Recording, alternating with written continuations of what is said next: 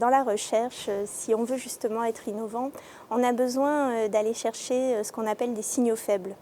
Les signaux faibles, c'est les éléments qu'on ne voit pas forcément, qui sont les frémissements, les choses qui ne sont pas évidentes, mais qui manifestent des évolutions, qui sont finalement des indicateurs d'une tendance qui va se développer.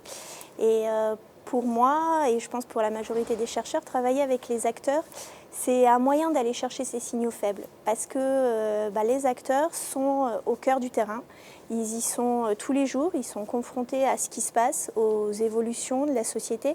Et en discutant avec eux, on arrive justement à saisir ces signaux faibles.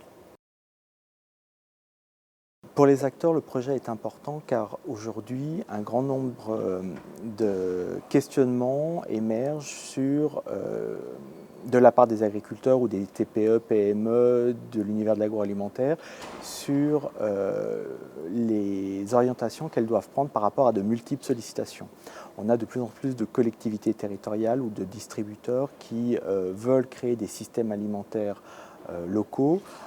Et face à cette multitude de propositions, on a ce questionnement de savoir vers lequel aller et quel sera le système qui va correspondre à mon organisation, à ma façon de travailler et quel système va vraiment être gage pour moi de création de valeur et avoir un impact sur ma rémunération.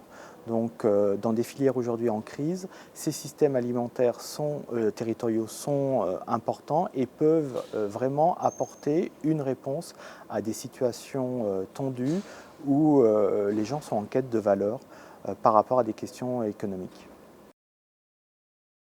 L'originalité du projet SIAM réside en partie dans cet objet d'étude, de cet entre-deux, entre les circuits longs et les circuits courts, où on va essayer de définir ce nouveau système alimentaire qui se caractérise par un système qui est localisé, donc qui est beaucoup plus territorialisé qu'un circuit long, mais qui, à l'inverse d'un circuit court, appelle à la mobilisation de plusieurs acteurs. Donc on n'est pas dans le circuit court proprement dit, où on est soit en remise directe, soit avec un seul intermédiaire. On va avoir différents acteurs de la production agricole, de la transformation, de la commercialisation, de la distribution, des logisticiens. Et on va essayer de comprendre comment tous ces acteurs, localement, peuvent créer une hybridation, un nouveau système qui permet de créer de la valeur et de partager cette valeur sur le territoire. On est vraiment sur une question qui va être celle du développement des filières agroalimentaires dans l'avenir. On voit bien que les modèles agroalimentaires de masse ont quand même subissent certaines critiques et qu'en termes de durabilité, on est sur des choses qui vont être difficiles. C'est difficile de faire du système durable de masse.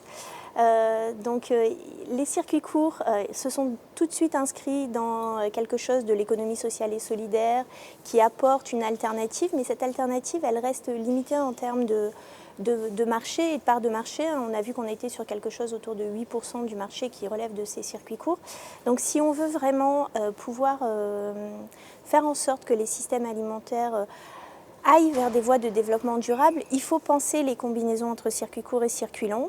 Et il faut pouvoir accompagner ces combinaisons, il faut pouvoir les développer, accompagner les agriculteurs pour lever les freins justement et encourager les agriculteurs à aller vers des choses qui sont un peu plus hybrides entre circuits courts et circuits longs.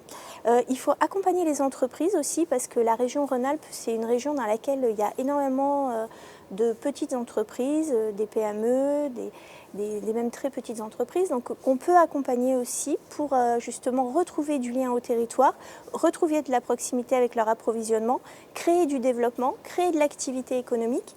Et il y a aussi toute la partie finalement des métiers de bouche qui n'est pas forcément évidente, qu'on appréhende peu dans le monde de la recherche. Mais toute cette partie distribution, c'est aussi un objectif important pour nous, pour pouvoir l'accompagner. Ce qu'on peut voir par rapport à la question de l'innovation, c'est que aussi on est dans un contexte où les politiques souhaitent développer ces filières de proximité, développer ces filières régionales. Et là encore, c'est des acteurs qu'il faut qu'on accompagne, sur lesquels il faut qu'on outille, à qui on puisse donner un petit peu plus d'éléments pour finalement financer cette économie agroalimentaire de proximité.